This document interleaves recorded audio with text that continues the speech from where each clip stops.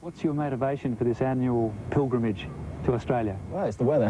First of all, the weather is pretty good and facilities is great, and with everything being so close by, it just makes it pretty worthwhile, and also I can just concentrate solely on training.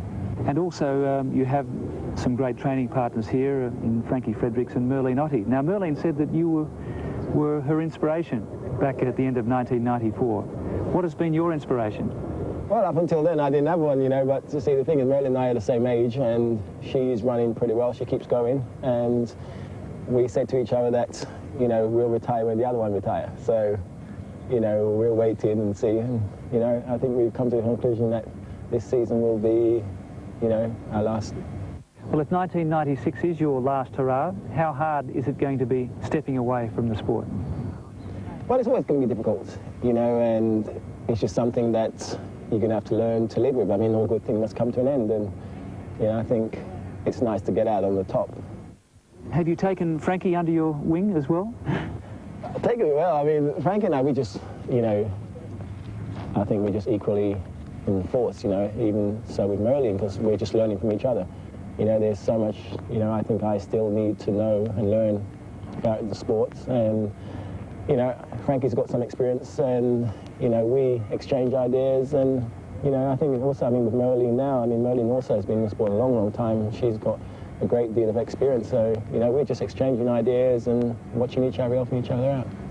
You've won every title from Olympic and World Championship down, but the 100-metre world record has been very elusive. Well, I've never been one to go for Olympic records, to be honest with you, world records. I just go out there and just run. At the end of the day, winning is more important.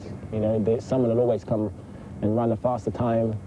So you just try and go out there and win the gold, and they can't take that away.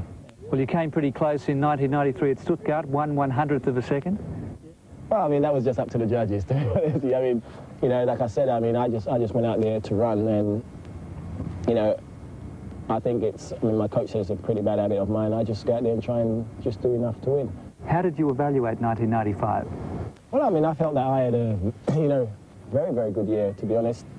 The only thing I didn't win was the World Championships, because obviously injuries, and that's something that you just can't do anything about. Hamstring problem? I pulled my hamstring, and I got the injury, I think, a week before the World Championships.